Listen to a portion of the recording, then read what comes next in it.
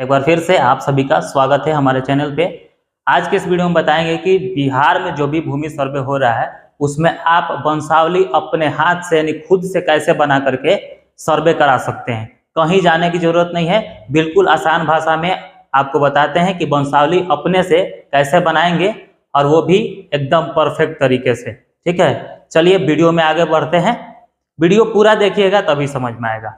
और इस वीडियो में आपको ये भी बताएंगे कि हिंदू और मुस्लिम लोगों में क्या वंशावली में बेटियों का भी हिस्सा होता है, तो होता है तो किस प्रकार से होता है और नहीं होता है तो क्यों नहीं होता है। वीडियो में बने रहिए। देखिए, पहले से ही मैंने लिख के रखा है इसलिए कि ज्यादा टाइम नहीं लगे। सबसे पहले हम लोग यहाँ देखते हैं, ऊपर हेडिंग लिखा है वंशावली या वंश वृक्ष, इसको दोनों नाम से जाना जाता है। इसमें हम लोग वंशावली वहां से बनाना शुरू करेंगे जिसके नाम से जो खेत का डीड पे नाम होगा, जिसको रैयत बोलते हैं, यानी जिसके नाम से खेत होगा। ठीक है, यानी जो भी प्रॉपर्टी होगा उसके नाम से शुरू करते हैं। तो मान लेते हैं कि रामलाल है और इनके नाम से क्या है, जो भी प्रॉपर्टी है इन्हीं के नाम से है, इनको लिखते हैं रैयत। अगर ये आदमी नहीं है, मतलब कि मर गए हैं, तो यहाँ पे साइड में क्रॉस का चिन्ह लगा देते हैं जिससे पता चलता है कि आदमी नहीं है। और खाता संख्या, जो भी डीड होता है खेत का उसमें खाता संख्या होता है, यहाँ पे खाता संख्या जरूर लिखेंगे। उसके बाद से अब रामलाल के कितने पुत्र हैं और कितने पुत्रियां हैं सबको दर्शाना है। तो मान लेते हैं कि रामलाल के 2 ही पुत्र हैं, श्यामलाल और प्यारेलाल। और इसमें से श्यामलाल जो है पुत्र ये नहीं है, ये भी मर गए हैं। ठीक है, तो बच गए ये। तो जब ये बच गए तो ये ऑलरेडी हैं, तो इसके नीचे वाले जो भी इनके पुत्र पुत्रियां होंगे उनकी अभी वंशावली की जरूरत नहीं है, क्योंकि इनके नाम से ही खाता जो भी होगा बनेगा। अब यहाँ बात करते हैं तो श्यामलाल जो है इनके पुत्र देखिए, मोहन है, सोहन है, रोहन है और राधा है, यानी इनके कुल संतान 4 है, जिसमें से 3 पुत्र हैं और 1 पुत्री है, मान लेते हैं। ठीक है, तो इसमें आपको दर्शाना है। अब यहाँ भी देखते हैं कि श्यामलाल इसमें पुत्र जो है ये इनके रामलाल के पुत्र नहीं है, तो यहाँ पे क्रॉस का चिन्ह हम दे देते हैं। अब इसमें देखते हैं। अब आप लोग कहेंगे कि यहाँ पे लड़की को क्यों दर्शाया गया है, तो हाँ, लड़की को भी दर्शाना है, यानी बेटी का भी उतना ही अधिकार है जितना बेटे का होता है पूरे संपत्ति पे। ठीक है, लेकिन ये थोड़ा चीज हिंदू और मुस्लिम में अलग है, थोड़ा सा अंतर है, उसको वीडियो में आगे बताते हैं कि क्या अंतर है। ठीक है, तो इस तरह से हम लोग बना लेंगे और यहाँ पे दर्शाएंगे पुत्र और ये पुत्री। ठीक है, ये हो गया।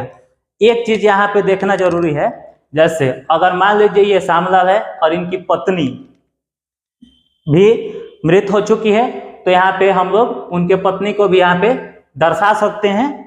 और अगर इनकी पत्नी जीवित है तो यहाँ पे जो हम लोग ये बंटवारा किए हैं सिर्फ पुत्र और पुत्रियों में, तो वैसे नहीं होगा। यहाँ पे एक इनकी पत्नी का भी यहाँ पे एक हिस्सा होगा जो बराबर बराबर सबको बांटा जाएगा, यानी श्यामलाल के पत्नी की, यानी इन सभी के माँ की, यानी इन सभी के माँ और इन लोगों का हिस्सा बराबर बराबर बांटा जाएगा। तो ये जो 4 हिस्सा बांटा जा रहा है ये 5 हिस्सा में बटेगा, यानी इन लोगों के माँ का भी हिस्सा इसमें होगा।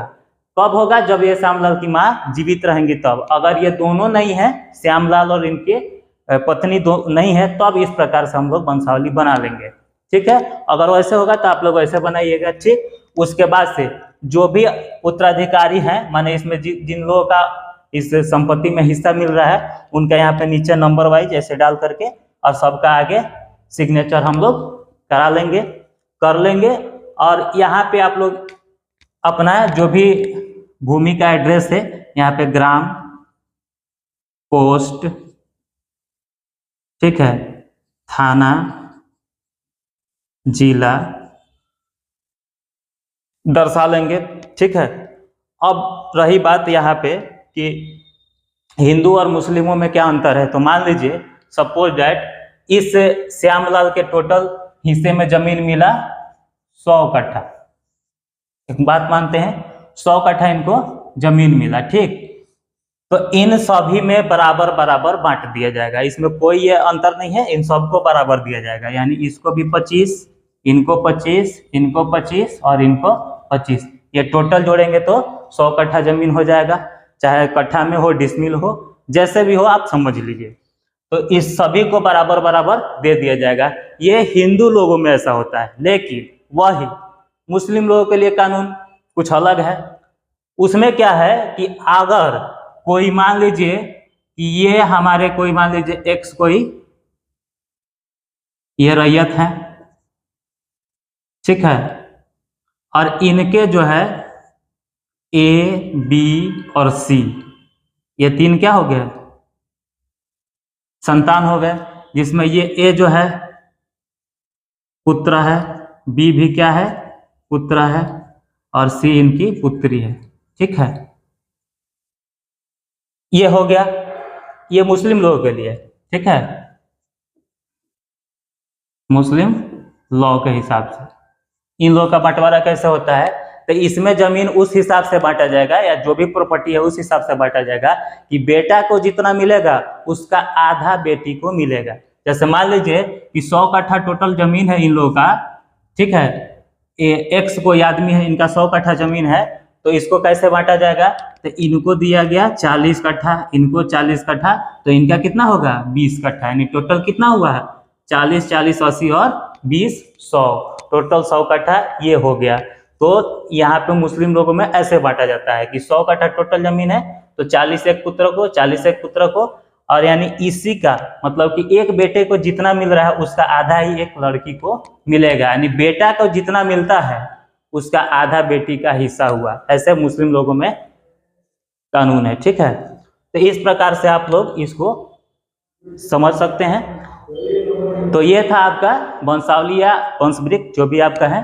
तो इस प्रकार से आप खुद से A4 पेज लीजिए और कलम से बढ़िया से बना करके आप खुद से साइन कर लीजिए और करके जमा कर सकते हैं। अब रही बात यहाँ पे, जैसे ये पुत्री है, अधिकतर जब शादी हो जाता है तो पुत्री का जो हिस्सा है वो अधिकतर लड़की जो है नहीं मांगती है, छोड़ देती है। लेकिन इन केस अगर हो सके, अगर ये लड़की कभी भी दावा कर दे कि हमको भी आपके प्रॉपर्टी में से चाहिए, तो इसका हिस्सा देना पड़ेगा। अब नहीं देने के लिए क्या करना पड़ेगा, अगर आपको नहीं देना है तो इस पुत्री से जो भी है उससे क्या करना होगा, NOC लेना पड़ेगा, यानी नो ऑब्जेक्शन सर्टिफिकेट। उसमें ये एक एफिडेविट बनाकर लिख देगी कि हाँ, हम अपने भाई लोग के जो भी प्रॉपर्टी है उसको हम अपने स्वेच्छा से दान कर देते हैं, हमको उसमें से कोई हिस्सा नहीं चाहिए, तो आप बराबर बराबर ये अपने भाई लोग अपने में बांट लेंगे। लेकिन अगर ये मांगती है तो इसको हर हाल में देना पड़ेगा, ठीक है। तो ये था वंशावली। वीडियो पसंद आया तो लाइक कीजिए, शेयर कीजिए, और चैनल पर नए हैं तो जरूर सब्सक्राइब कीजिए। Thank you. मिलते हैं किसी और वीडियो में।